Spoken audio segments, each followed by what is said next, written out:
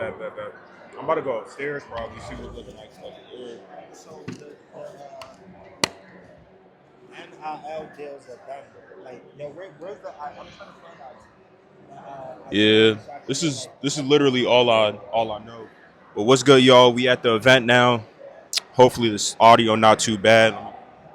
CIAA investing event. They got a lot of stuff here, guys. They got like home buyer workshops. They got financial literacy stuff. You could talk to financial advisors. I'm gonna just go walk around, see what everything's looking like. The NIL speakers just finished talking up, and they had like Greg Oden up there and a couple of other former athletes. So yeah, I'm gonna go keep checking out the event, see what's out there. Get what you negotiate.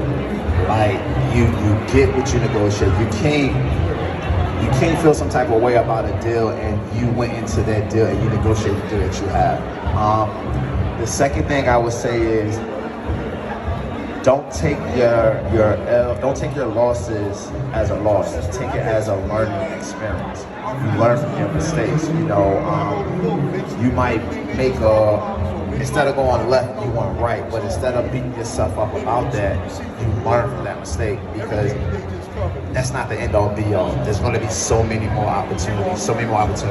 And the last thing I would say is, man, enjoy this journey, man. It's a fun ride. But live in the moment. I just recently started living in the moment a lot more because. All right, so I guess we can start with the good stuff. I think, listen, at the end of the day, right, like as you kind of transition into ownership of a business, it's probably like one of the most exciting days of my life personally, right? So I had the opportunity to take over a historic business. So I guess for some additional context, the first company that I bought was named E.G. Bowman. So we were the first Black-owned commercial insurance firm in the country. Started back in 1953 out in the Bed-Stuy neighborhood in Brooklyn, New York.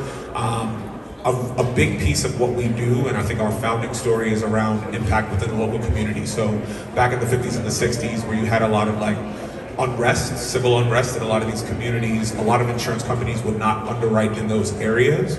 And ultimately that created an opportunity for a Black-owned firm to be able to get insurance coverage for all the people that lived in these areas. It's actually a funny story. So the founder of this business used to take insurance executives from Wall Street out to Bed-Stuy to show them that there was actually wealth in these communities, right? If you go to Bed-Stuy now, from when I was growing up out there, there's $3-4 million brownstones. It's a completely different type of community than it was even back then, but still, there was always a story that we kind of had to tell to be able to kind of prove ourselves a little bit more. I say all that to say, one of the things that I always kind of appreciated about this company was that we still have that impact today. We work with a lot of churches, unfortunately, that are underfunded, and that the insurance industry now is creating a lot of just particular challenges that is going to make it more difficult for them to get insurance. We work with a lot of cultural institutions and also just homeowners in a lot of areas that insurance companies typically discriminate against. So that was always one of the big things that I always appreciated about being able to step into this type of business. And it's the same with the insurance agency that I acquired down in Washington, D.C. So that's the good. I'm a people person, so I enjoy the opportunity to be able to work with a lot of like-minded folks. My entire team are people of color. So that's something that I think I always kind of look back at as a huge positive for being able to see these successful people that have been able to perpetuate this business, particularly a Black-owned business. I think the hard part is that you run into a lot of situations with a lot of typically employees. The people management is the hardest part, I would say, of this type of once you get into the entrepreneurial game, the first day that you walk in, people are gonna ask you for raises, they're gonna ask for all these types of upgrades, and it'll almost feel like you kind of have a gun to your head, right? And they see new ownership, and it's a new opportunity, I think, for them to be able to get things across the line that the old owner didn't want to do at the time because they knew that they were going to sell the business at some point, right? So that's really challenging. I think getting introduced, also you made a really good point around some of that fall off, right? That kind of comes with a transition in ownership.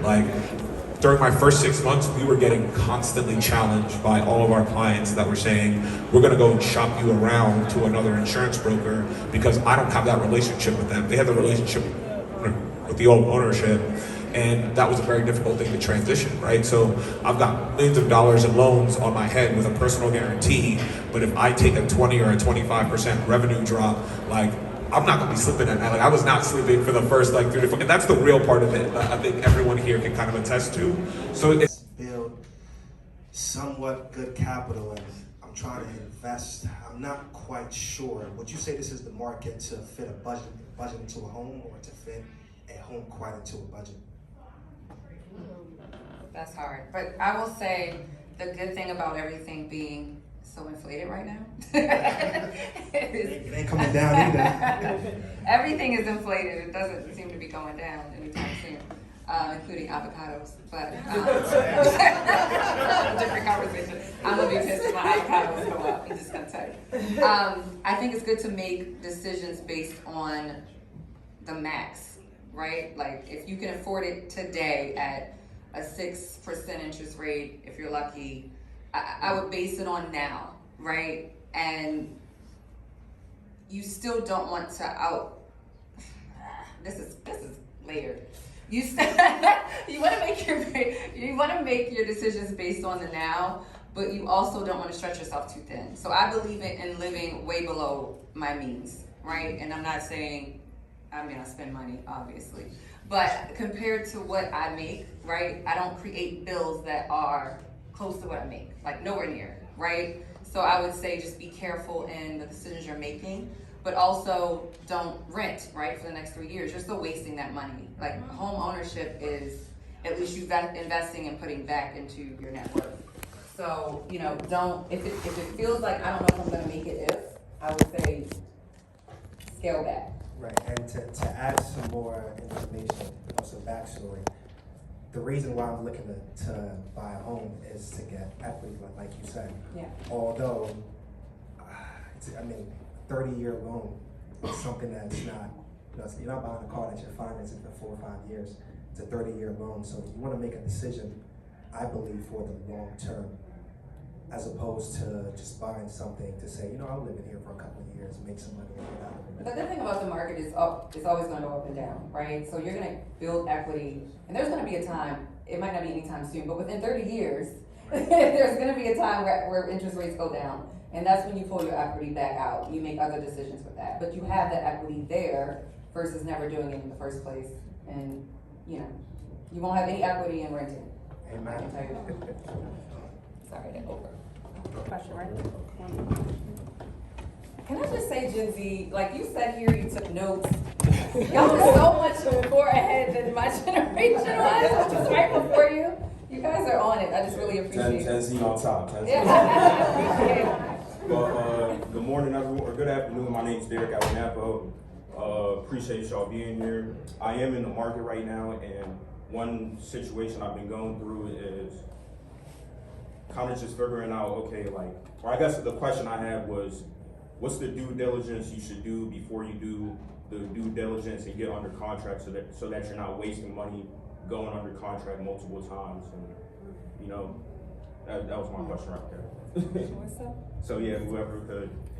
So you mean due diligence as far as for the exact home you're trying to? Yeah, what are some things you could look at before you even go under contract? So what are some things you would ask personally before you went under contract, I would say? Got it. So your agent should run comps, right? Mm-hmm. Like to not only, and when I do comps, usually I not only look at the right now because things can be a little inflated. I go back a year and see everything that's happened within that year, the highest, lowest sales.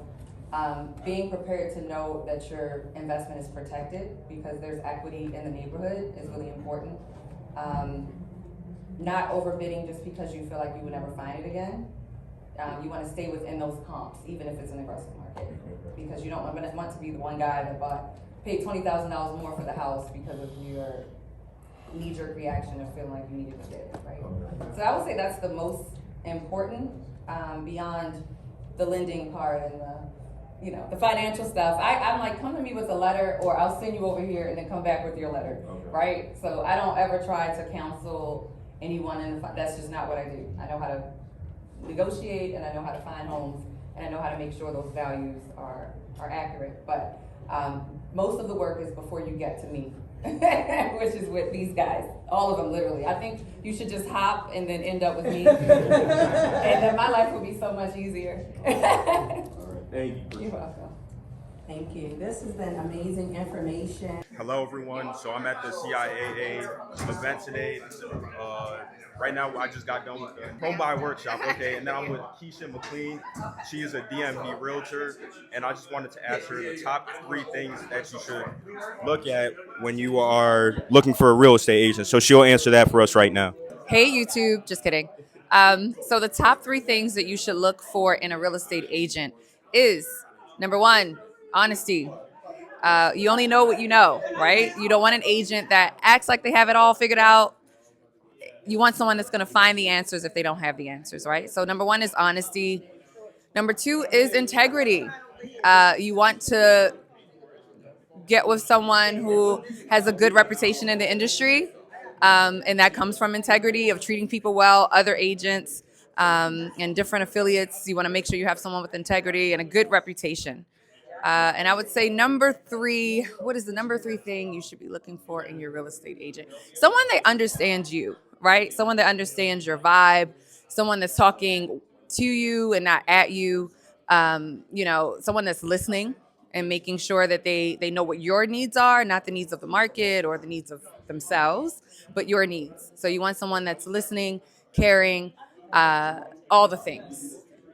So hope that helps. All right, thank you.